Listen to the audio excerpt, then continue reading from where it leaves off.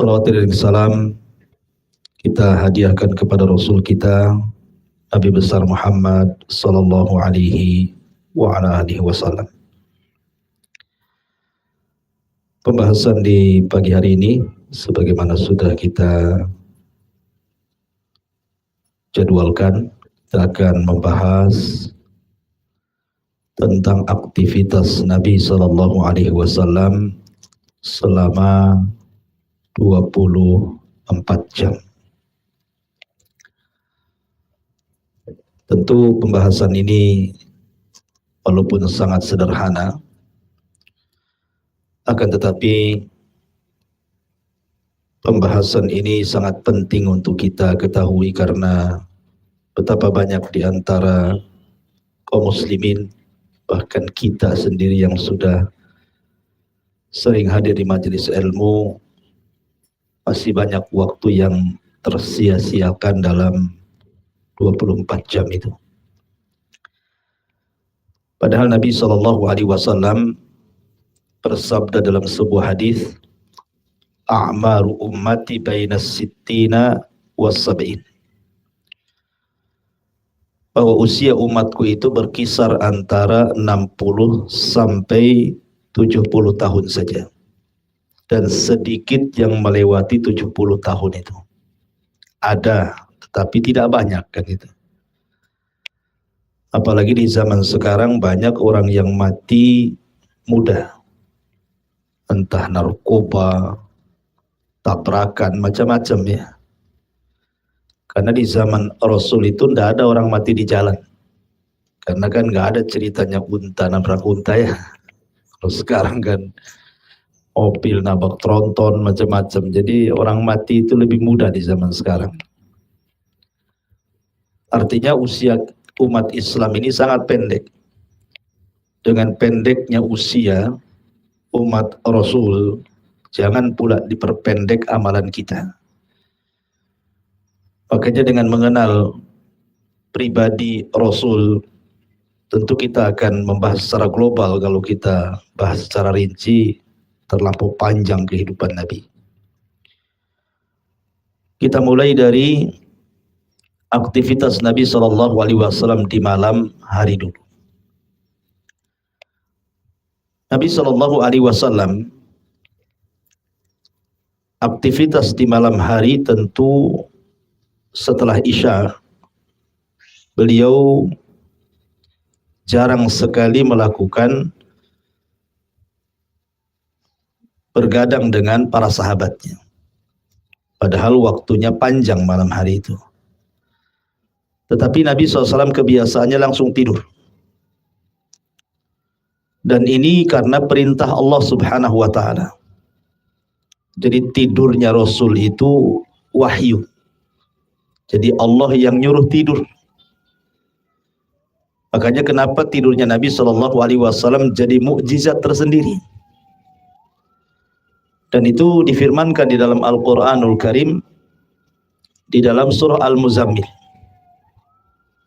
Ya ayyuhal muzammil, qumil laila illa qalila, nisfahu awinkus minhu qalila, aw zid alaihi warattilil qur'ana tartila. Di sini Allah Subhanahu wa Ta'ala mengatakan nisfahu awinkus minhu qalila. Jadi Nabi SAW dibimbing oleh Allah Subhanahu wa Ta'ala untuk tidur itu minimalnya separuh malam. Dan separuh malamnya lagi bangun. Nisfahu artinya separuhnya. Separuh malam tidur, separuh malam bangun. Auzid alaihi, atau boleh menambah. Dari separuh ditambah sedikit menjadi 2/3 malam. Kemudian 1/3 malamnya bangun. Jadi tidurnya Nabi SAW itu separuh malam atau 2/3 malam. Jadi dua sifat di situ disebutkan dalam surah Al-Muzammil itu. Bahkan Nabi SAW sampai kemudian mengatakan kepada para sahabatnya, sangat dibenci tidur setelah maghrib dan bergadang setelah isya. kecuali karena ada tamu, karena ada ta'lim mungkin ya, atau karena bercengkrama dengan keluarga gitu ya. Tapi selebihnya Nabi Shallallahu Alaihi Wasallam tidur. Ya sesekali terkadang Rasul keluar di malam hari untuk melihat kondisi kota Madinah. Seperti contohnya Nabi SAW pernah keluar di malam hari, kemudian berhenti di salah satu rumah dari rumah-rumah para sahabat Nabi. Di rumahnya siapa? Abu Musa al-Ash'ari radhiyallahu an. Dan kebiasaan kota Madinah di zaman itu, kalau di malam hari, maka Nabi Shallallahu Alaihi Wasallam sering mendengar suara-suara Al-Quran yang dibaca para sahabat. Sehingga Nabi Shallallahu Alaihi Wasallam mendengar ada suara yang sangat indah sekali. Rupanya setelah didekati, yang membaca Al-Quran itu adalah Abu Musa al-Ash'ari. Saking indahnya Nabi Shallallahu Alaihi Wasallam tidak sadar, berdiam diri di samping rumah Abu Musa al-Ash'ari sampai mendekati subuh, sampai adzan pertama. Kemudian Rasulullah SAW di pagi harinya memanggil Abi Musa al-Ash'ari dan menceritakan bahwa dia semalam menguping bacaan Qur'annya. Nah, kalau Rasul mengajarkan nguping itu bacaan Qur'an. Kalau kita nguping pula tetangga sedang bertengkar nih apa? Itu beda ngupingnya dengan Nabi itu ya. Jadi Rasul memuji Abu Musa al-Ash'ari, kemudian mengatakan kepada Abu Musa al-Ash'ari, ya Aba Musa, qad utita, engkau sudah diberikan suara yang indah seperti mizmar min mazamiri ali Daud. Kamu suaranya seperti keluarga Daud kalau membaca Zabur. Ya wajar Abu Musa al-Ash'ari punya suara seindah itu karena kabilah Asy'ariyun yang ada di Yaman itu terkenal bacaannya indah. Sampai-sampai Rasul itu bisa mengenali dalam peperangan itu walaupun gelap, di mana kabilah Asy'ariyun berkumpul, di mana kabilah-kabilah yang berkumpul tuh. Tahu, oh ini sebelah sini nampaknya Al-Asy'ariyun. Kenapa? Karena kebiasaan mereka suka baca Quran. Dan mereka memiliki suara khas. Jadi Rasul tahu sampai di tengah-tengah pasukan mana kabilah Asy'ariyun itu berada di situ.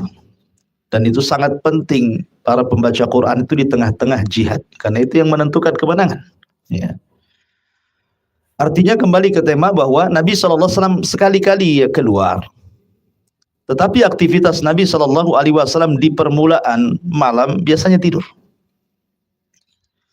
Dan para ulama membahas tentang tidurnya Nabi SAW sebagai mukjizat. Kenapa? Karena kalau kita tidur di awal malam, itu akan membawa kesehatan badan walaupun hanya 4-5 jam. Bisa kita tanya ke dokter-dokter, pakar-pakar kesehatan, orang yang tidur setelah Isya, bangun jam 1 gitu ya, dengan orang tidur jam 1, bangun jam 5. Ya, itu beda, rasa ke badan itu beda gitu ya. Pagi harinya itu kita masih lemas tuh kalau biasanya tidur di atas jam 12 itu, walaupun kadang-kadang sudah 10 jam tidur masih lemas tuh siangnya. Ya.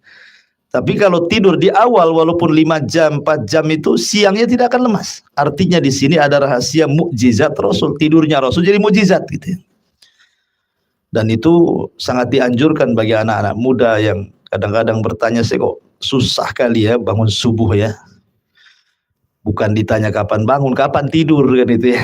Kalau kapan bangun ya, karena bangun itu kan disesuaikan dengan tidur ya. Kalau tidurnya di atas jam 12 ya memang agak sulit bangunnya.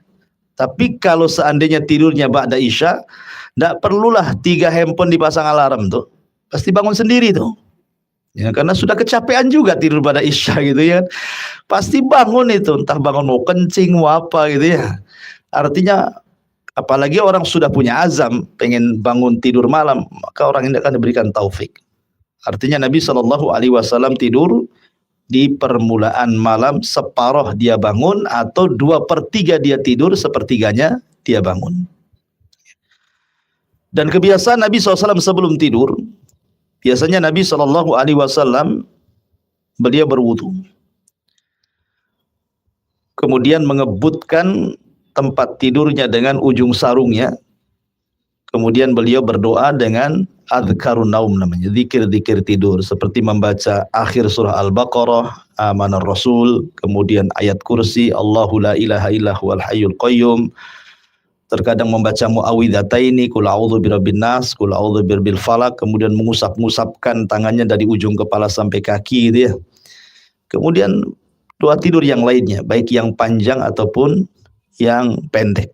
Yang pendek ya mungkin sudah hafal ya. Kalau yang panjang seperti Allahumma inni aslamtu nafsi ilaika wa alja'tu dhahri ilaika, dan begitu seterusnya.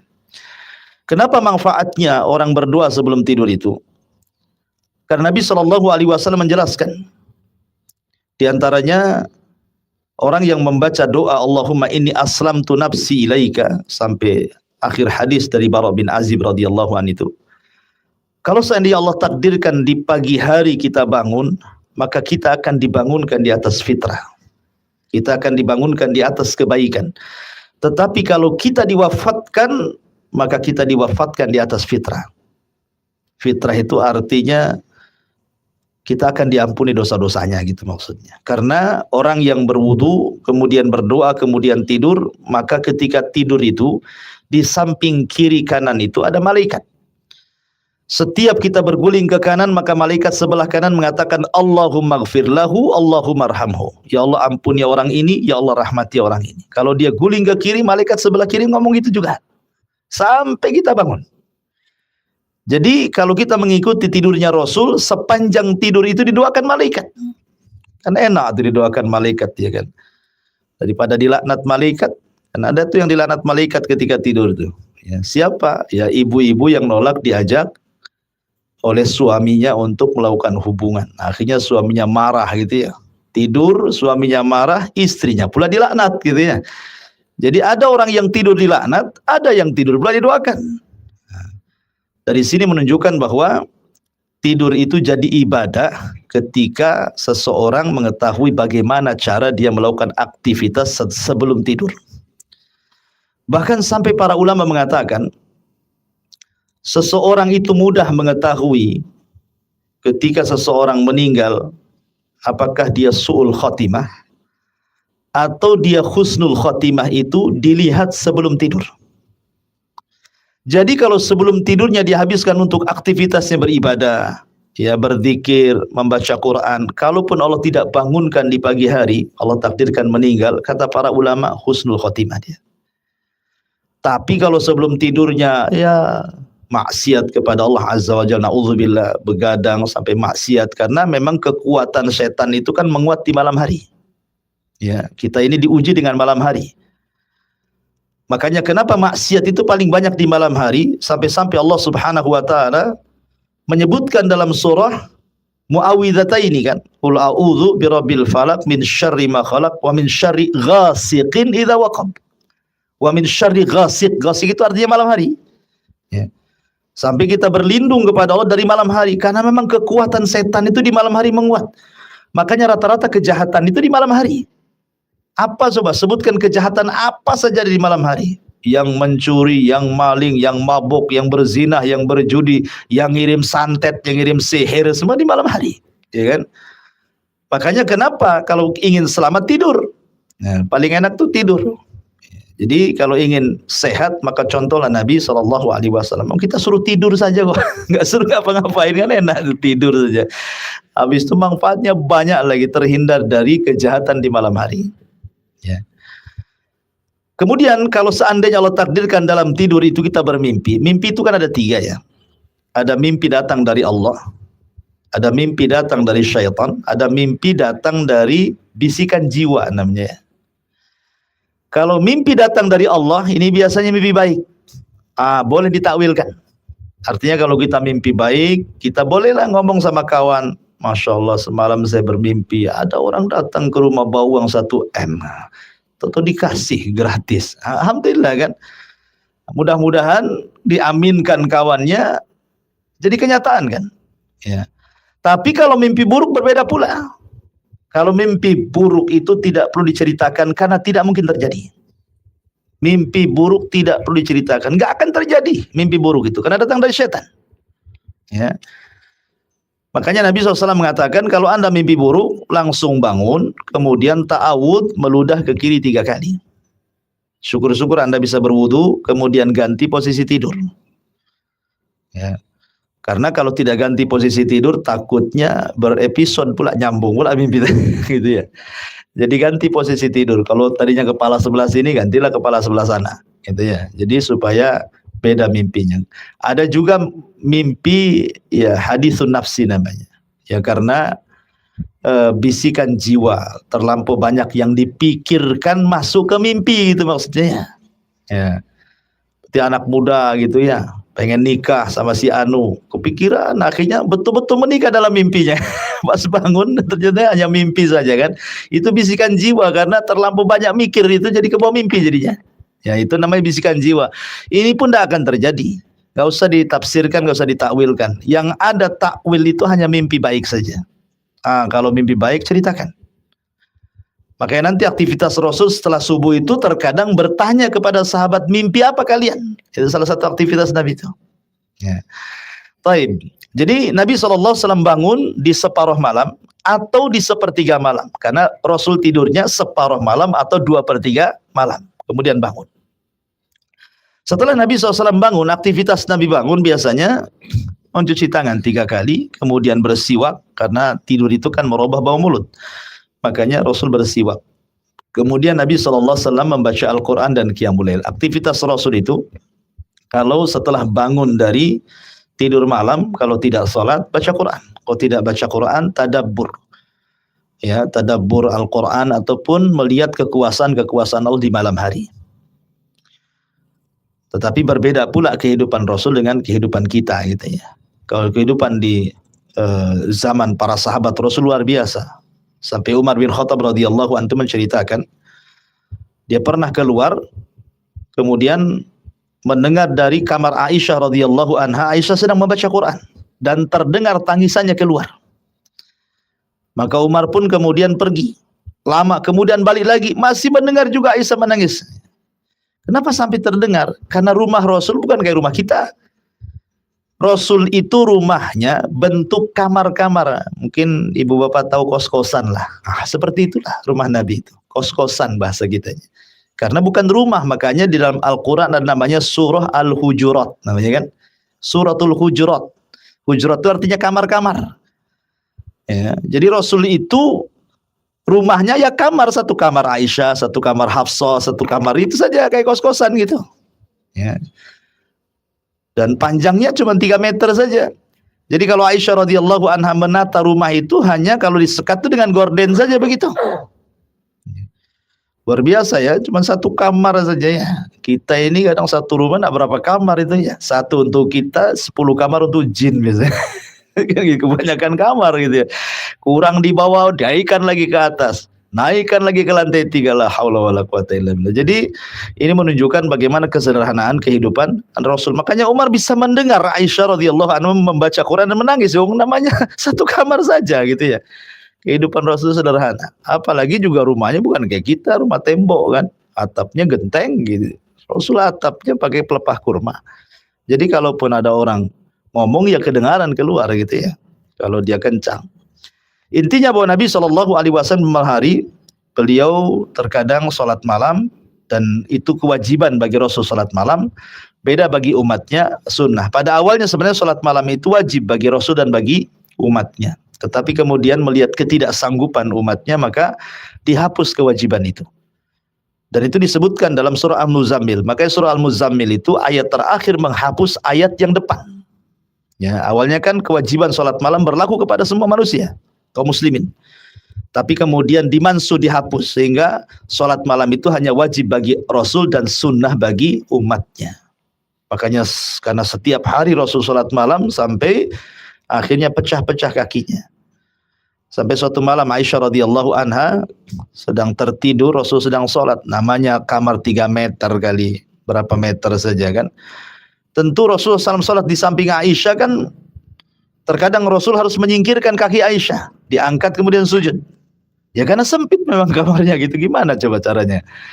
Sehingga Aisyah terkadang tidak sadar dia sedang tertidur, kemudian bergerak, tangannya menyentuh kaki Rasul. Rupanya kaki Rasul itu belah-belah, pecah-pecah. Dan ketika itu usia Nabi memang sudah sepuh kan, sudah di atas 50 tahun ya. Sehingga ketika Aisyah radhiyallahu anha meminta kepada Rasul untuk dicukupkan dengan yang wajib, ya, dan juga dibuang dari sunnah-sunnah sholat itu supaya jangan Nabi SAW sakit gitu, kakinya sudah pecah-pecah masih terus saja qiyamul lail setiap malam. Tapi Nabi SAW kemudian mengatakan kepada Aisyah ummul mukminin, afala akuna abdan syakura, salahkah saya menjadi hamba Allah yang bersyukur gitu. Tetap saja Rasul salat gitu ya sampai akhir hayatnya. Taib, ini aktivitas Nabi SAW di malam hari. Lah Nabi SAW apabila mendekati waktu subuh, subuh itu ada dua adzan. Adzan yang pertama biasanya dikumandangkan Bilal, adzan yang kedua, adzan subuh itu biasanya dikumandangkan Abdullah ibnu Umi Maktum, orang yang buta, ya, yang turun ayat abasa wa tawalla itu karena sebab Abdullah ibnu Umi Maktum. Terkadang dibalik, Abdullah ibn Maktum adzan pertama, Bilal adzan kedua. Artinya bahwa adzan subuh itu dua kali. Tapi di negeri kita cuma satu kali saja ya. Padahal adzan subuh itu dua kali. Makanya ketika para ulama membahas tentang taswib kalimat as-salatu khairun minan naum itu menjadi khilaf pandangan ulama. Diletakkan di adzan pertama kah, di adzan kedua kah? Gitu ya. Ada yang mengatakan bahwa as-salatu khairun minan naum itu diletakkan di adzan pertama. Ada yang mengatakan as-salatu khairun minan naum itu diletakkan di adzan subuh. Itu khilaf ulama. Ya, artinya azan itu dua kali. Apa fungsi adzan pertama? Nabi SAW mengatakan falyarji qaimuha wal yukidna imuha. Kata Rasul, supaya yang sudah capek sholat malam istirahat, dan yang tidur bangun, gitu maksudnya. Yang enggak sholat malam bangun, yang sholat malam istirahat. Dari sini mengetahui bahwa akhir dari tidur seorang muslim itu di adzan pertama. Itu paling lambat tuh. Ya. Ketika Rasul mengatakan falyarji qaimuha wal yukidna imuha, menunjukkan bahwa akhir selambat-lambatnya seorang mukmin bangun malam itu di adzan pertama, gitu ya. Adzan pertama ke adzan subuh itu, kata Anas bin Malik ketika bertanya kepada Zaid soal waktu sahurnya Nabi, apa kata Zaid? Qadra khamsina ayat. Seperti kita membaca 50 ayat dalam Al-Quran, ya. Kalau seandainya selambat-lambatnya 20 menit, ya, antara 10, 15 sampai 20 menit antara adzan pertama ke adzan kedua. Jadi kalau bisa 20 menit sebelum adzan subuh, itulah selambat-lambatnya seorang mukmin bangun. Karena persiapan sholat subuh masalahnya ya. Ya. Tapi kita kan enggak ya, kita ini udah 5:30 nanti subuh lanjut lagi gitu ya. Jadi Nabi SAW mengajarkan disiplin kepada seorang mukmin selambat-lambatnya bangun ketika adzan pertama. Lah Nabi SAW ketika adzan pertama biasanya Rasul tidur lagi. Jadi bagi yang sholat malam, maka dia diberikan kesempatan untuk istirahat dari adzan pertama ke adzan kedua. Berarti Rasul tidur itu di malam hari dua kali, dua waktu. Ya, pertama dari awal setelah Isya sampai separuh atau 2/3 malam, kemudian sholat malam. Kemudian mendekati subuh setelah adzan pertama, maka Rasul tidur lagi. Ya, tidurnya tidak lama, cuman 15 menit karena habis itu kan adzan subuh. Kalau seandainya ada orang bertanya, Ustadz, kalau tidur 15 menit bablas lah subuh kan gitu ya. Iya, kalau tidurnya kayak ibu-ibu telentang pakai bantal, pakai kasur ya. Bukan subuh aja lewat, duha pun lewat kan itu ya. Maksudnya tidurnya itu hayahnya bentuknya seperti bentuk Nabi. Apa? Miring ke lambung kanan, kemudian telapak tangan dijadikan bantal. Tidur seperti itu nggak akan nyenyak. Coba aja nggak akan nyenyak. Baring ke kanan, ke lambung kanan, kemudian ini telapak tangan jadi bantal. Dan jangan tidur di kasur lah. Tidur di lantai gitu ya, di tikar itu. Itu hanya untuk meluruskan saja. Terkadang Rasul tertidur sampai ngorok, terkadang Rasul ya slip-slip chicken, terkadang Rasul ya hanya istirahat saja untuk meluruskan badan karena dia habis sholat malam gitu. Dia manusia juga kan, bukan malaikat ya. Ada lelahnya juga, makanya diistirahatkan. Dari sini ada dua waktu Rasul tidur. Yang pertama waktu lama tidur, yang kedua sebentar tidur, hanya untuk supaya meluluskan badan saja. Karena setelah itu salat subuh. Ya. Baru Nabi SAW, karena memang berdekatan masjidnya nempel, kalau kamar Aisyah kan nempel ya, kecuali kamar istri-istri yang lain agak jauh. Terkadang Nabi SAW langsung kemudian sholat subuh. Di situ diawali dengan 2 rakaat fajar dulu. Kenapa 2 rakaat fajar penting? Karena Rasul mengatakan rakaatai al-fajri khairun minad dunya wa ma fiha. 2 rakaat fajar itu jauh lebih baik dibandingkan dunia dan isinya. Maknanya saking besarnya pahala ini sampai Rasul tidak pernah meninggalkan qabliyah subuh ketika safar atau ketika mukim. Kalau ketika safar Rasul tidak pernah melakukan rawatib. Rawatib itu dilakukan Rasul ketika mukim saja. Kalau safar Rasul tidak melakukan rawatib kecuali qabliyah subuh atau dikenal dengan 2 rakaat fajar. Ya. 2 rakaat fajar atau disebut dengan qabliyah subuh. Rasul tidak pernah meninggalkan karena pahalanya besar. Rasul tidak pernah meninggalkan ketika safar dan mukim. Baru setelah itu Nabi SAW kemudian mendengar azan Bilal, azan subuh, kemudian sholat subuh. Lah sholat subuh Nabi SAW, Rasul itu kalau sholat subuh dia tidak kurang dari 100 ayat yang dia baca. Artinya menunjukkan bahwa sholat yang paling panjang yang dilakukan Rasul itu sholat subuh. Kan sholat 5 waktu. Sholat yang panjang itu subuh. Karena paling sedikit 100 ayat yang dibaca. 100 ayat paling baca. Adapun yang sedang-sedang saja biasanya di sholat duhur, asar dan isya. Adapun yang pendek sholat maghrib. Bacaannya itu sunnahnya seperti itu. Kalau subuh itu kalau bisa dipanjangkan. Ya, ya makanya cari imam yang bagus lah di musola itu yang banyak hafalan gitu ya. Kalau imam yang sedikit hafalan ya si kulhu, kulya, inna ataina itu yang dibaca. Mau subuh, mau duhur, mau asar. Ada perbedaan kan itu ya. Artinya kalau subuh itu Rasul dipanjangkan. Ya. Kemudian aktivitas selepas subuh, ini Nabi SAW disebutkan bahwa biasa beliau aktivitas setelah subuh biasanya beliau bertanya soal mimpi. Ya, soal mimpi, apa yang dimimpikan para sahabat Nabi SAW, dan ini disebutkan di dalam sebuah hadis ya. Di mana disebutkan dalam Sahih Bukhari, karena Nabi SAW idza shalla salat subhi. Apabila Nabi SAW salat subuh, ya, aqbala 'alan nas, setelahnya Rasul biasanya menghadap wajahnya kepada manusia, kemudian bertanya, hal ra'a ahadum minkumul laitar ru'ya. Apakah ada di antara para sahabatku yang semalam bermimpi baik? Ya. Jadi Rasul bertanya di tengah-tengah para sahabat, ada nggak yang mimpi baik semalam itu? Maka sahabat akan menceritakan mimpi-mimpi mereka. Ya, tentu mimpi yang benar dimimpikan. Jangan pula yang nggak bermimpi kemudian cerita dia mimpi. Kata Rasul, sedusta-dustanya orang dusta menceritakan mimpi padahal tidak mimpi. Nah, gitu ya. Itu sedusta-dustanya orang dusta.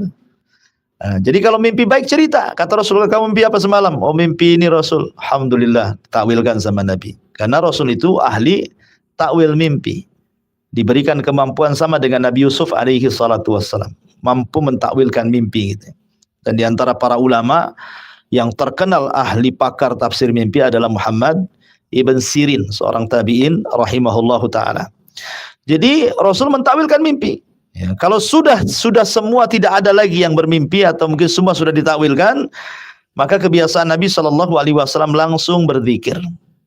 Langsung berzikir, membaca Quran gitu ya. Sampai mendekati syuruk. Ya, mendekati syuruk, maka Nabi SAW terkadang membuat majelis bersama para sahabatnya. Bertanya soal hukum ini, hukum itu, macam-macam. Baru kemudian setelah masuk syuruk, Rasul sholat 2 rakaat. Yang disebut dengan 2 rakaat syuruk. Dan Rasul menyebutkan pahalanya tuh. Barang siapa yang sholat subuh, kemudian tidak beranjak dari tempatnya, kemudian dia berzikir sampai datang syuruk, kemudian matahari meninggi 1 tombak, dia lakukan 2 rakaat sholat syuruk, maka pahalanya sama dengan haji dan umroh secara sempurna. Nah, luar biasa tuh. Haji sekarang sulit gitu ya. Apalagi kemarin 2 tahun berturut-turut corona. Susah mau haji. Ditutup lagi haji kan. Tapi kita bisa mengejar pahala haji dengan cara seperti itu. Apa sulitnya gitu ya? Ya kalau perempuan mungkin di rumah lah. Makanya saya anjurkan perempuan itu di rumah, kalau di rumah itu kalau bisa punya mihrab khusus untuk sholat. Ya, jangan pula sholat kadang di dapur, kadang di ruang tamu, kadang kayak sejadahnya terbang kemana-mana ya. Jadi kalau bisa punya mihrab khusus, di kamar di pojok sana, karena mungkin rumahnya sempit, tak bisa satu ruangan jadi musola, nggak ada masalah. Ya, mau di kos-kosan, mau di mana tempatnya, yang penting ini sajadah jangan bergerak di situ. Nah, di situ saja. Nah, buat mihrab di situ. Jadi nggak pindah-pindah di situ, supaya rahmat Allah turun di situ. Nah, jadi kalau perempuan itu punya tempat khusus bisa mengamalkan hadis ini, karena di situ ada kalimat tidak beranjak dari tempatnya kan itu ya. Berarti dia sholat subuh di situ, tidak beranjak di sana, berzikir, baca Quran, kemudian setelah syuruk lakukan 2 rakaat syuruk. Kalau laki-laki kan di masjid gitu, senang ya, sudah ada tempatnya. Pahalanya sama dengan haji dan umroh lagi, dua-duanya dapat. Haji dapat, umroh dapat, taman-taman kata Rasul, sempurna lagi. Bayangkan kan, secara sempurna. Tapi sekali lagi ini hanya perbandingan pahala. Tetap orang yang haji betulan lebih nikmat dibandingkan yang hanya dapat pahala haji dan umroh kan itu. Kalau hanya dapat pahala kan nggak merasakan nengok Ka'bah, nyium Hajar Aswad, nengok unta, kan nggak tahu, cuma di YouTube gitu ya. Artinya bahwa beda ya, karena juga tidak menggugurkan haji. Mendapatkan pahala haji bukan berarti gugur ibadah haji. Tetap kalau sudah mampu ya haji gitu ya. Jangan pula ngaku saya sudah haji, kapan di masjid kemarin gitu kan gitu. Jadi hanya untuk mendapatkan pahala saja. Jadi Nabi SAW aktivitas setelah subuh, sekali lagi dia bertanya kepada sahabat masalah mimpi, kemudian berzikir gitu ya. Kemudian bercengkrama dengan para sahabat taklim. Nanti setelah syuruk disempatkan Rasul itu berbincang sebentar dengan para sahabat. Biasanya bercerita-cerita, ya bercanda bahasa kitanya. Bercanda dengan para sahabatnya, nanti cerita soal-soal di masa jahiliyah, gimana dulu kalian buat patung dari roti, gitu, lapar kalian ambil kuping kalian makan gitu ya. Pokoknya bercanda, kadang-kadang sahabat sampai tertawa, tapi Rasul tidak tertawa, Rasul tersenyum. Ya, Rasul itu tidak sampai kayak kita kakak nggak jelas itu, enggak. Rasul itu tersenyum, paling gigi gerhamnya nampak gitu saja. Ya, sahabat sampai tertawa, artinya Rasul juga bercanda dengan para sahabat. Baru kemudian Nabi SAW pulang ke rumah istri-istrinya. Biasanya Nabi SAW akan mendatangi semua istrinya. Jadi setiap pagi maka beliau akan datang ke istri pertama, kedua, ketiga, keempat, terus sampai ke 11 istrinya. Dan akan berhenti di istri giliran dia di akhir. Ya, sekarang giliran siapa? Aisyah. Maka diputar dari Hafsah dulu, Hafsah, Zainab, terus nanti terakhir Aisyah. Nah, artinya bahwa walaupun Nabi SAW istrinya banyak, tapi semua terperhatikan gitu maksudnya. Ya, tetap datang setiap hari ke istri pertama mengucapkan salam, nanti bercengkrama sebentar, bercanda gitu ya. Artinya semua terperhatikan luar biasa. Padahal 11 istrinya ya. Antum baru satu aja nggak diperhatiin. Ini 11 semua terperhatikan kan luar biasa. Ya. Artinya bahwa Nabi SAW betul-betul menjaga hak wanita di situ, tetap menggilir, tetap datang. Ya, karena Rasul itu 2 kali datang menggiliri istrinya itu pagi dan sore. Sebelum maghrib Rasul datang lagi. Ya, ke istri pertama, kedua, ketiga, sampai ke istri terakhir yang malamnya akan nginep di situ. Baru dia terakhir di situ. Jadi 2 kali Rasul menjumpai istrinya, pagi dan sore biasanya. Itu kebiasaan Nabi. Ya, betul-betul berinteraksi dengan keluarga dekat Nabi itu luar biasa ya. Terperhatikan betul 11 istrinya. Maka setelah kemudian ya, tapi makanya kan terkadang beberapa istri itu kalau kelamaan harusnya di bagian dia gitu, atau di tempat lain, itu akan menimbulkan cemburu masalahnya. Karena ini pun terjadi di istri-istri Nabi gitu ya, manusia bila istri Nabi juga bukan malaikat. Ketika Nabi SAW kelamaan di Zainab gitu ya, kebetulan Zainab membuat air kesukaan Nabi. Air asal susu gitu ya, wedang madu ya. Rasul suka yang manis-manis itu. Akhirnya kemudian pulang ketika itu ada yang mengatakan giliran Hafsah, ada yang mengatakan giliran Aisyah radhiyallahu anha. Tiba-tiba Hafsah dan Aisyah ini pula kong kali kong gitu ya. Kompak pula ini dua istri Nabi ini membuat cerita. Nanti kalau Nabi datang bilang mulutnya bau gitu aja. Kata Nabi SAW, saya tidak makan apa-apa, saya hanya minum saja katanya. Enggak, mulutmu bau katanya. Hafsah ngomong gitu kan, tidak mungkin 2 orang ini kalau saling menguatkan, berarti memang bau gitu kan. Dari situlah dia bersumpah untuk tidak akan minum madu. Ya. Tetapi kemudian Allah tegur kan dalam surat Tahrim. Kenapa kau haramkan yang Allah halalkan hanya gara-gara mencari keridhaan istri-istrimu. Dari situ terbongkar aib Hafsah dan Aisyah, suruh taubat. Ya. Artinya bahwa itu pun terjadi. Gara-gara makanan bisa terjadi. Makanya antum nih kalau poligami hati-hati. Ya, masalah makanan bisa perang ketiga tuh. Masalah makanan itu bukan perang dunia kedua udah tergiti masalah makanan. Kalau waktu istri pertama ya istri pertama aja gitu ya. Jangan pula waktu istri pertama kan berarti istri kedua gitu. Enggak boleh masalah makanan itu. Jangankan enggak punya istri dua, istri satu saja. Ini saya ke bapak-bapak dulu ya. Ini kadang-kadang nih istri ini, makanya ini karena korban kuliner nih biasanya. Korban kuliner, korban YouTube kan ya. Kadang-kadang ibu ini kan pengen masak kayak di YouTube tuh. Kadang nyiapinnya satu hari loh, ya. Nyiapin nanya kawannya jeng gimana nih bumbunya, kok pas nggak kan gitu ya. Kadang itu nanti ke pasar itu, kadang-kadang nggak dapat pula tuh. Nanti 3 pasar dia keliling hanya untuk dapat bahannya saja tuh. Sudah betul-betul dimasak sore antum datang, Pak makan Pak.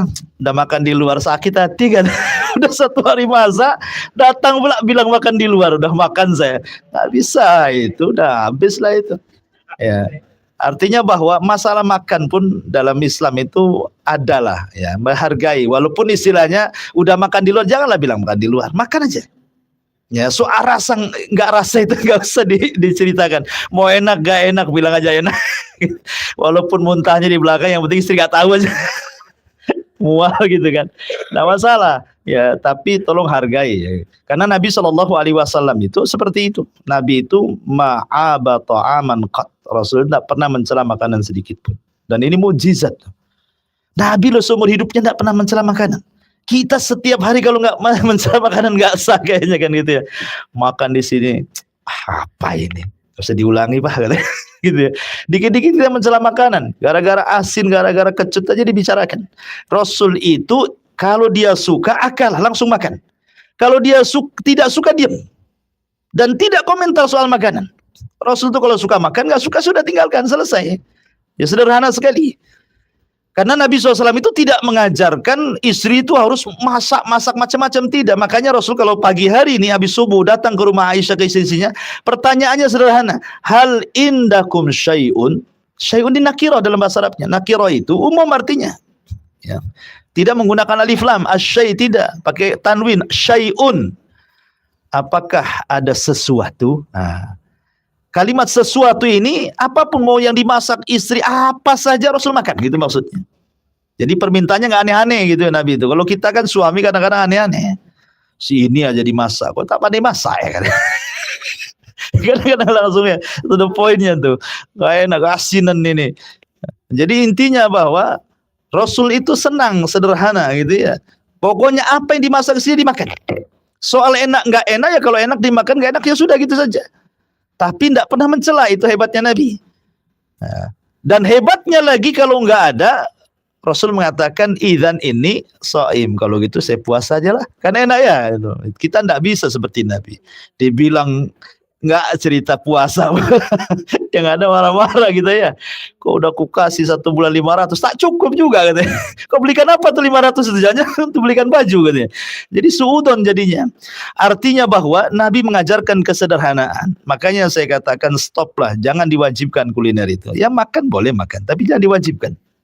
Ya karena ada orang wajibkan kuliner itu keluarga itu, kalau di umpamanya hari Minggu libur, nanti keluarga harus makan di tempat ini tempat itu. Kalau tidak makan muring-muring itu kan, tidak perlu, ya kan? Karena itu bukan kewajiban. Bahkan ada yang mewajibkan kuliner itu lebih wajib daripada sholat 5 waktu itu. Itu bahaya ya. Taib, kembali bahwa aktivitas Nabi SAW setelah subuh, setelah syuruk, sholat, kemudian Nabi SAW biasanya kalau sudah agak siang beliau sholat duha. Ya, sholat duha itu ya antar 8 rakaat, 11 rakaat, ada yang mengatakan lebih daripada itu. Tapi pendek-pendeknya sholat duha ya 2 rakaat kan itu ya. Paling pendek 2 rakaat. Lah, setelah Nabi SAW mendatangi istri-istrinya pagi-pagi, biasanya bertanya soal sarapan kalau nggak dia puasa gitu ya. Maka Nabi SAW maksudnya puasa di sini maksudnya bukan puasa ma'ruf Senin Kamis ya. Kalau pas di hari lain Kamis kan tidak mungkin artinya puasa kan. Pas di hari Rabu masalah puasa apa kan itu ya.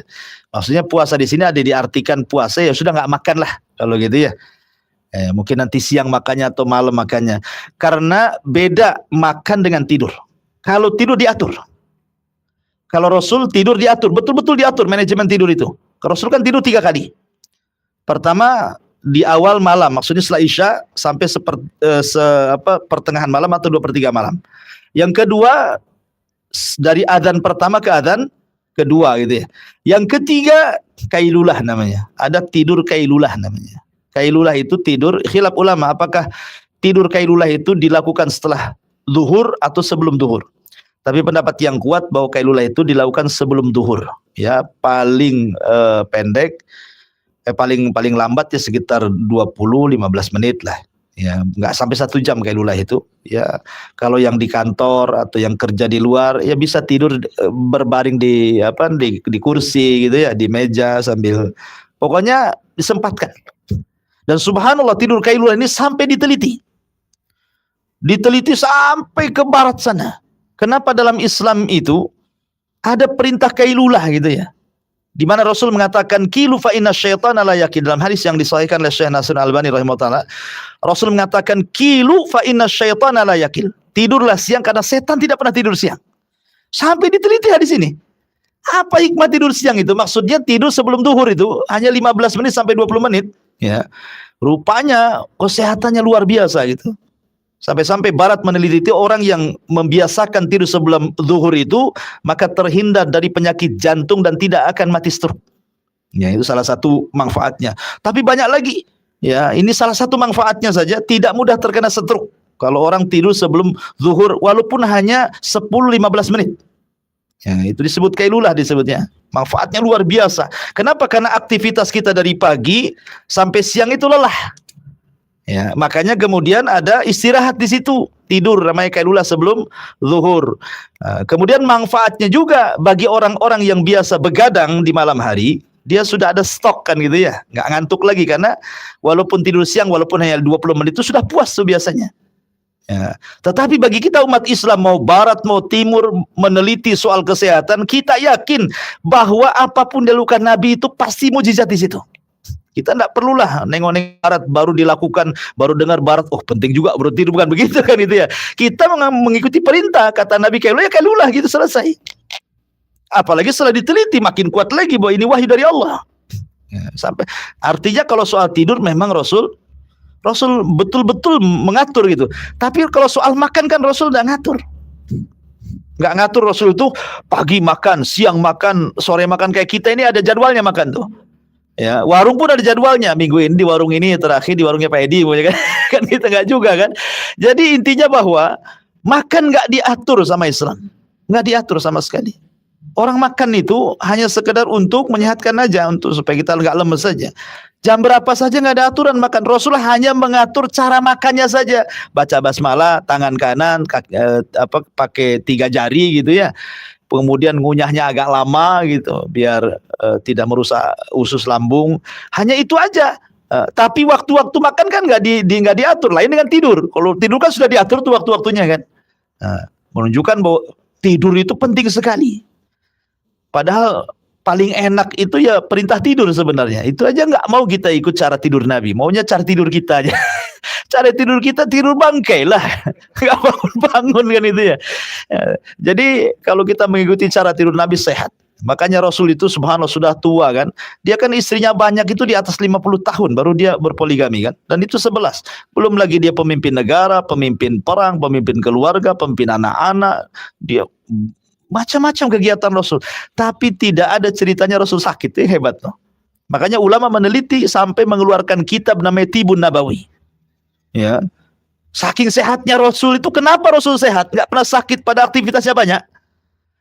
Sampai ulama meneliti gitu ya. Oh rupanya kehidupan Nabi itu memang membawa kesehatan. Artinya mukjizat semuanya.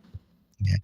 Baik, jadi kemudian amalan Nabi SAW setelah itu baru sampai siang. Itulah aktivitas Nabi mentarbiyah para sahabatnya. Makanya Nabi itu kan di Madinah tidak lama. Hanya 10 tahun kan. Di Madinah 10 tahun, 13 tahun di kota Mekah. Maksudnya setelah diangkat jadi Nabi dan Rasul.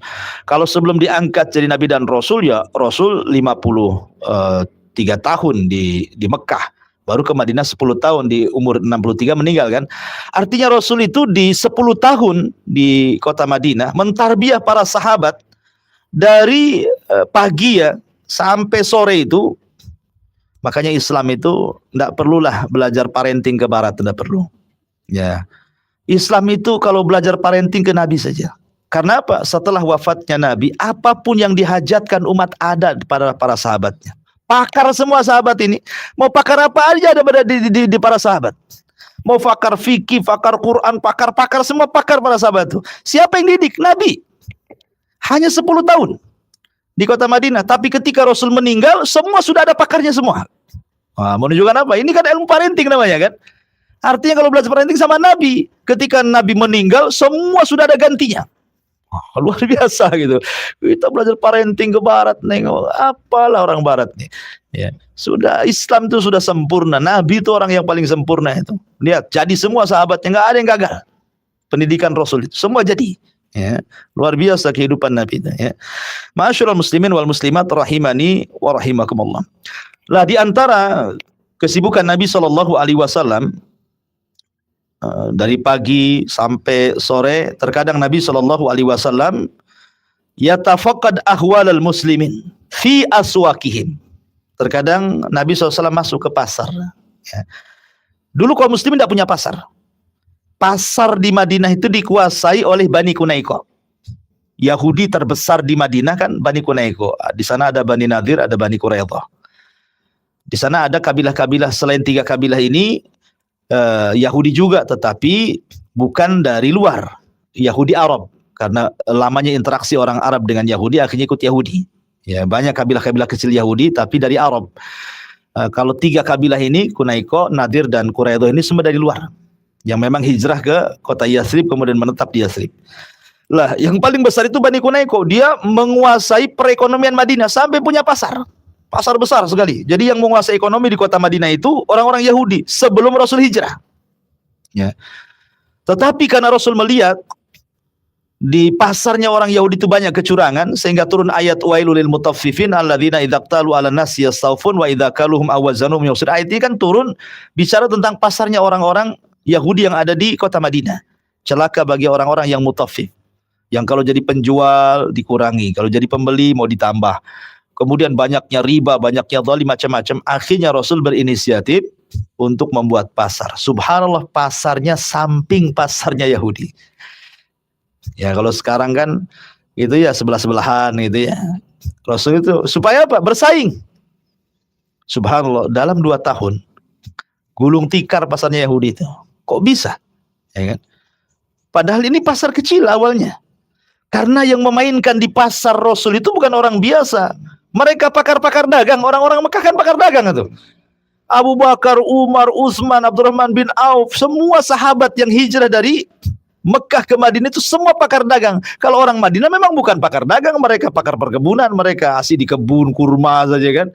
Mereka nggak pakar ekonomi, yang pakar ekonomi orang Mekah. Jadi Rasul itu melihat skill orang, makanya penting kita memberdayakan orang. Ini ahlinya di mana gitu ya. Ya, ahlinya di dagang, makanya Rasul buatkan pasar tuh. Dan Rasul ingin menerapkan bagaimana pasar Islam.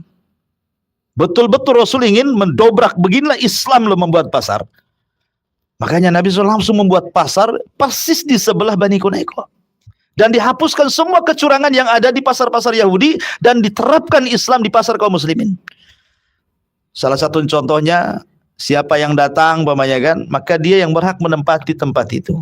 Jadi nggak ada kayak zaman sekarang kios-kios di pasar-pasar ini sudah kaplingnya si anu, nggak ada di zaman Nabi. Siapa yang datang duluan dia menempati tempat itu gitu maksudnya. Dan nggak dipungut pajak. Kalau sekarang pasar malam ada pajaknya itu kan. Antum datang di situ 10.000, 15.000 satu malam kan.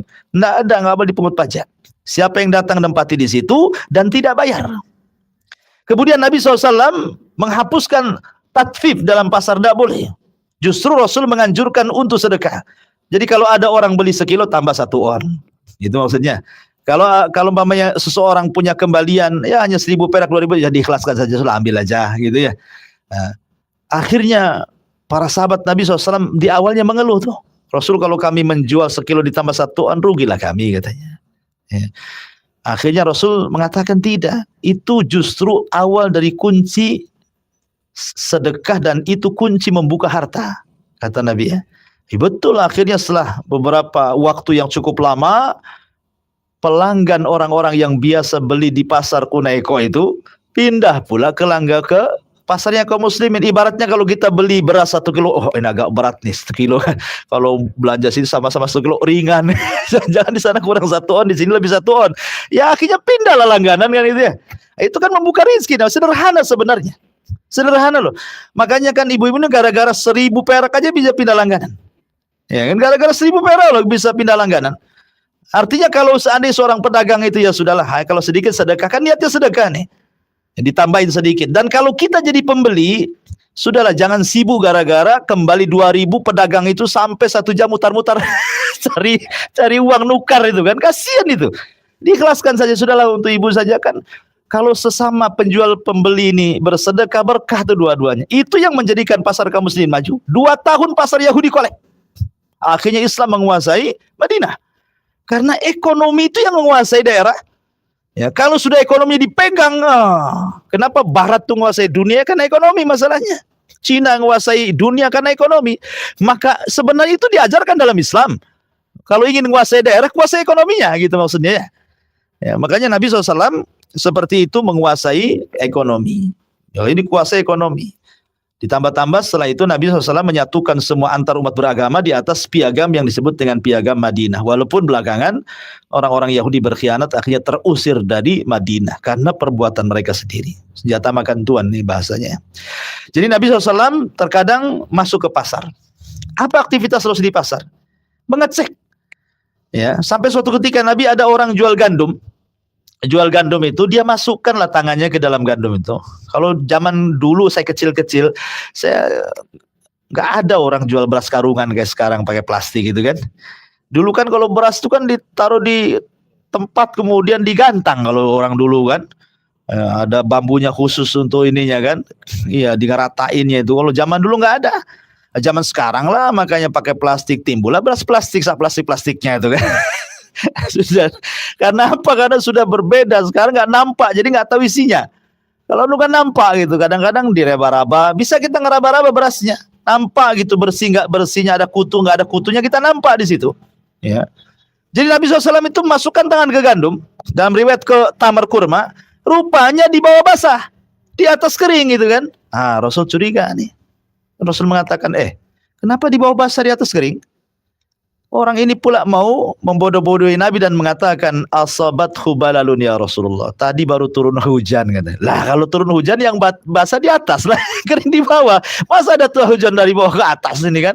Nabi SAW mengatakan kayak orang bego aja dia kan. Seolah-olah Rasul tidak cerdas. Kata Rasul tidak. Kata Rasul kalau seandainya hujan dari langit harusnya yang basah atas. Kenapa yang basah bawah? Maka Rasul mengatakan man ghassana falaysa minna. Siapa yang menipu bukan termasuk kelompokku. Kenapa dibilang Rasul menipu? Karena beras yang terkena air kalau ditimbang lebih berat dibandingkan beras kering kan. Jadi zaman dulu itu ya curang itu dalam jual beli beras. Di zaman sekarang sapi aja digelonggongin. Dikasihkan, disuntik air itu sapi gelonggongan ya. Sapi-sapi dikasih gelonggong sekarang ini. Artinya bahwa zaman dulu itu seperti itu. Tetapi kan modus kecurangannya sama aja. Dari dulu sampai sekarang kan begitu modus kecurangannya. Seperti contohnya di zaman Umar bin Khattab. Ada seorang ibu ngomong sama anaknya, nak besok kita jual susu, campur aja susu ini dengan air biar banyak untungnya.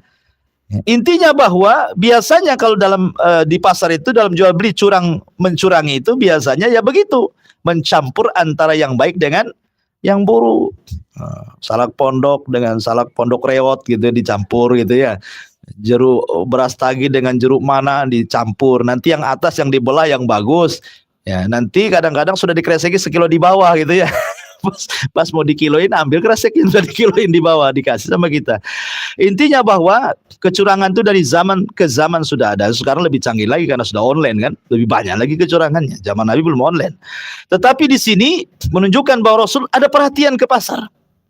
Ya, sampai mengecek para pedagang itu luar biasa. Cuma kalau para pemimpin kita ini betul-betul ngecek gitu ya ke pasar-pasar tradisional yang tidak tersentuh, kemudian langsung diperbaiki, langsung diancam kan? Karena Rasul langsung ngancam ke pedagangnya. Kalau kamu menipu, kau bukan umatku, kata Rasul. Ya sahabat digitukan takutlah kan itu. Berhenti dia curang. Ya, jadi Rasul mengajarkan keberkahan dalam pasar itu. Makanya kalau kita lihat para ulama dulu saking waroknya ya, mereka itu takut. Contoh Muhammad ibn Sirin yang saya katakan tadi ahli tafsir mimpi. Ibnu Sirin seorang tabi'in. Dia orang kaya sebenarnya, pembisnis zait, pembisnis minyak.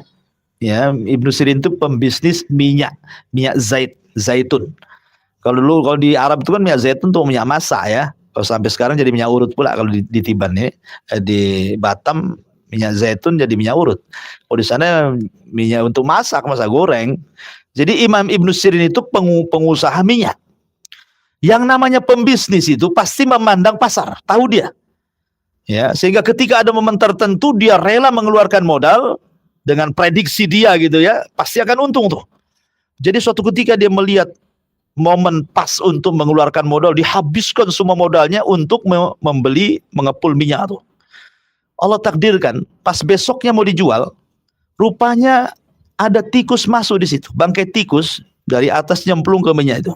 Secara fikih, kalau seandainya bangkai tikus masuk ke minyak yang sifatnya jamad itu artinya keras seperti mentega, maka cukup dibuang di sekitar bangkai, kemudian sisanya masih digunakan.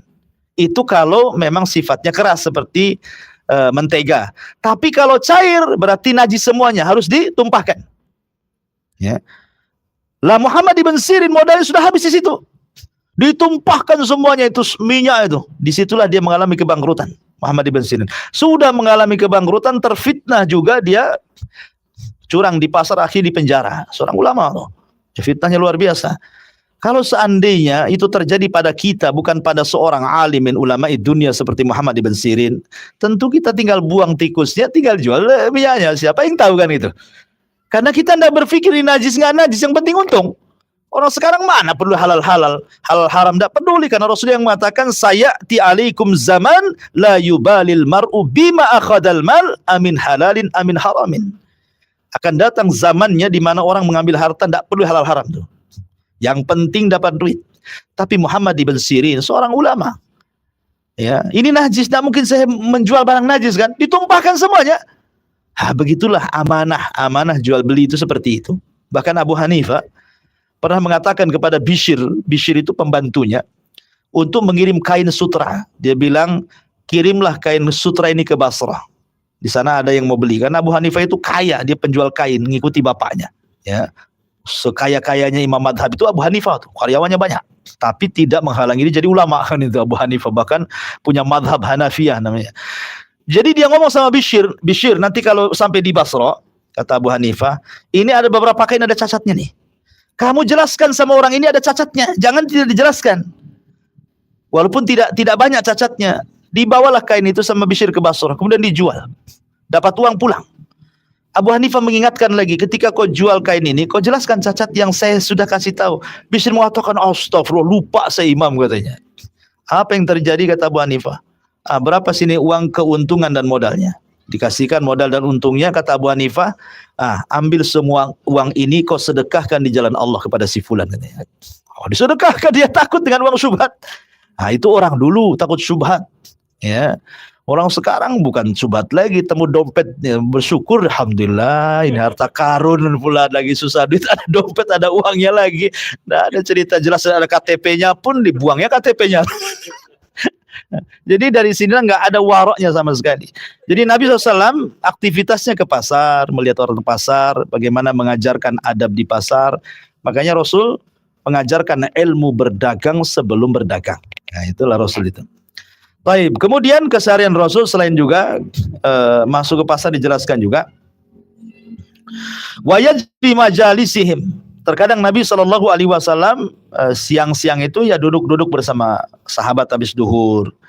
Ya biasa, kadang-kadang sahabat itu kan banyak masalah keluarga, tanya soal keluarga, masalah ekonomi, tanya soal ekonomi, masalah pribadi, tanya soal pribadi. Pokoknya keluhan-keluhan sahabat siang itu ditampung oleh Nabi SAW. Terkadang Nabi SAW bertanya soal amalan. Seperti Rasul mengumpulkan orang seperti ini. Kemudian Rasul mengatakan, siapa yang hari ini sedekah? Nah, gitu ya. Siapa yang hari ini puasa? Siapa yang hari ini ngikuti jenazah? Siapa yang hari ini begini begitu? Biasa Rasul bertanya seperti itu. Untuk apa? Memberikan semangat para sahabatnya. Seperti hadis Abu Bakar Siddiq radhiyallahu an pernah menceritakan bahwa suatu ketika kami sedang berkumpul, Rasul bertanya soal amalan. Kata Rasul, siapa yang hari ini memberi makan fakir miskin? Tidak ada yang bangkit kecuali Abu Bakar. Saya wahai Rasul. Kemudian kata Rasul, siapa yang hari ini berpuasa? Tidak ada yang bangkit kecuali Abu Bakar. Saya wahai Rasul. Ya. Kemudian Rasul mengatakan, siapa yang hari ini datang kepada orang sakit mengunjungi mereka? Tidak ada yang bangkit kecuali Abu Bakar. Saya Rasul. Kemudian yang keempat, siapa yang hari ini mengikuti jenazah? Tidak ada yang bangkit kecuali Abu Bakar. Masya Allah. Ya, makanya Rasul mengatakan, siapa yang memiliki 4 sifat dalam satu hari ini, wajabat lahul jannah. Maka wajib masuk surga orang ini.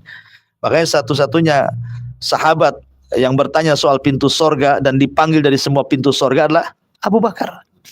Ya kan, orang kan kalau udah berjubel di pintu surga kan banyak tuh. Masing-masing pintu surga itu akan memanggil sesuai keahlian kita. Kalau kita ahli sholat, maka pintu surga akan manggil, hei ahli sholat kemari. Gitu. Kalau dia ahli puasa, maka Babu Royan akan mengambil, hei ahli puasa, kau masuk dari sini, jangan di sana. Nah, jadi pintu surga itu akan manggil kita.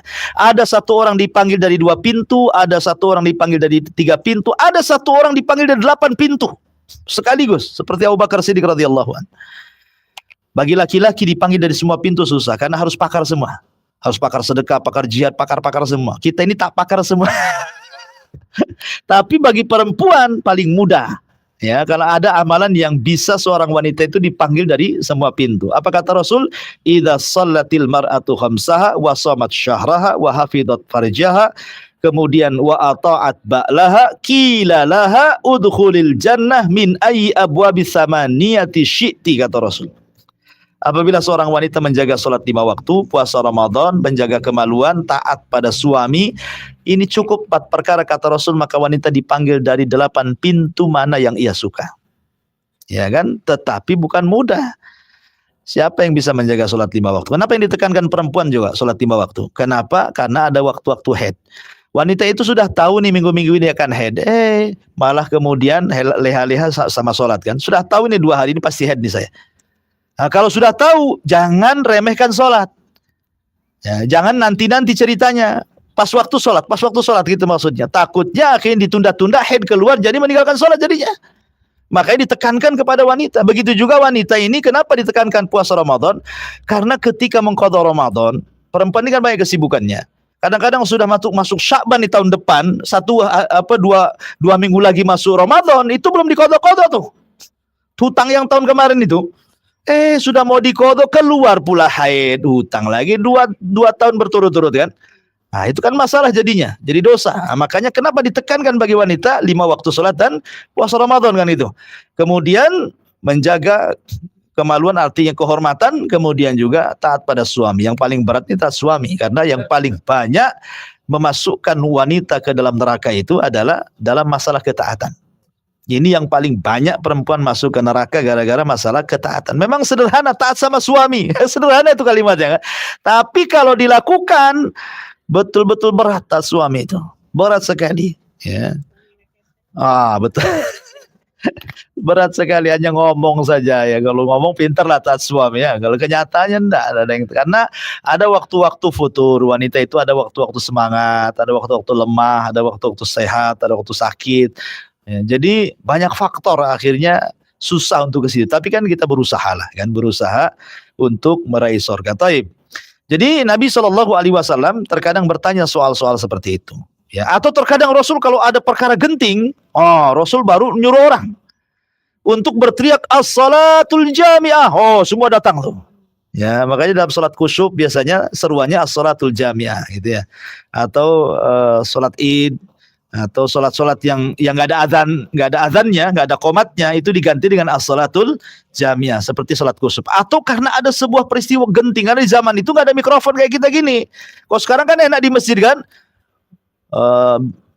di perhatian kepada warga RT sekian, tolong hadir hari ini, saya semua dengar. Zaman dulu pakai apa? Teriak-teriak, urat putus kan itu ya. Makanya ada satu orang itu teriak-teriak ke rumah-rumah as-salatul jami'ah, berarti ini ada perkumpulan nih.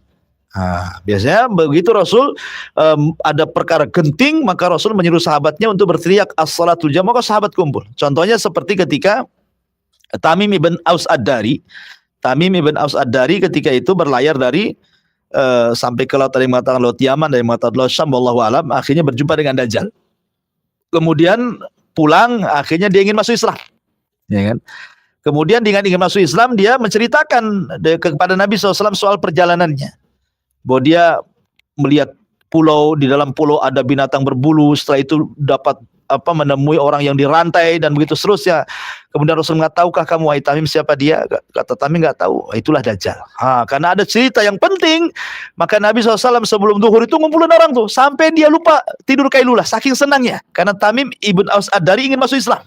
Ya, kemudian menceritakan kisah Tamim dan dibenarkan oleh Nabi. Satu-satunya Rasul meriwayatkan dari sahabat, inilah Tamim Ad-Dari. Biasanya kan sahabat meriwayatkan dari Nabi. Ini enggak, Nabi meriwayatkan dari Tamim, disampaikan kepada para sahabat gitu ya. Nah, itu terkadang Rasul memang kalau ada hal-hal yang penting Rasul kumpulkan orang. Ya. Jadi seperti itu aktivitas Rasul, kadang-kadang ya datang ke undangan walimah, ya undangan akikah, atau terkadang Rasul datang ke undangan hanya meminta Rasul sholat di rumahnya. Seperti kisah Anas bin Malik. Ibundanya meminta Rasul datang ke rumah hanya untuk sholat sunnah di situ. Habis itu kasih makan balik.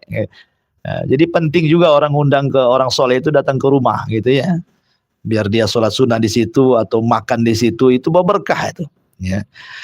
Makanya Rasul mengatakan sampai kepada masalah walimah pun seburuk-buruk makanan itu adalah makanan yang diundang orang kayanya, kan itu ya, dan orang miskinnya tidak diundang. Maka kalau hendak tidak ada acara dan supaya berkah makanannya, kata Rasulullah, takul illa ma'a taki, janganlah makan kecuali sama orang bertakwa. Nggak harus ustaz, nggak harus kiai, yang penting orang ini baik, taat, ahli ibadah gitu kan, ajak makan.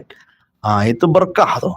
Memang ada hadis yang dhaif ya, yang mengatakan bahwa ta'amul abriya daun wa ta'amul bukhala, terbalik ya, ta'amul abriya dawa wa ta'amul bukhala daun, kata Rasul. Makanan orang yang baik, orang yang ikhlas itu akan jadi obat, dan makanan orang bakhil itu jadi penyakit. Ya, kalau ada orang bakhil ngajak makan, jangan mau pulang mencret nanti. Jadi penyakit. Intinya bahwa aktivitas Rasul sampai seperti itu, dan banyak lagi aktivitas yang semuanya adalah maslahat kepada umat. Kemudian ketika masuk di sore hari, maka Rasul akan keliling lagi ke istri-istrinya, kemudian masuk sholat maghrib. Setelah sholat maghrib, maka biasa Rasul mengadakan ta'lim dan begitu seterusnya, kemudian isya, kemudian tidur. Nah, ya banyak sih kisah-kisah. Rasul juga sakit, bagaimana ketika Rasul sakit gitu ya, Rasul juga safar, bagaimana hari apa yang Rasul dipilih safar. Rasul biasanya kalau safar itu mengambil 2 hari, kalau tidak Senin, Kamis biasanya kan. Itu hari yang biasanya Rasul mulai safar biasanya, kalau nggak ngambil Senin, ngambil Kamis gitu ya. Dan banyak lagi kisah-kisah Rasul jihad, kisah-kisah Rasul banyak sekali, tidak mungkin, ini kan hanya global saja dari awal, tidak mungkin saya kisahkan. Adapun tentang tempat tinggal Rasul sudah saya jelaskan. Rasul itu tidak punya rumah, Rasul itu hanya kamar-kamar saja ya. Kemudian makanan Nabi SAW juga sederhana, kecuali kalau diberikan hadiah. Seperti Aisyah radhiyallahu anha bercerita, kami setelah hijrah dari Mekah ke Madinah itu tidak pernah merasakan enak sampai Rasul wafat.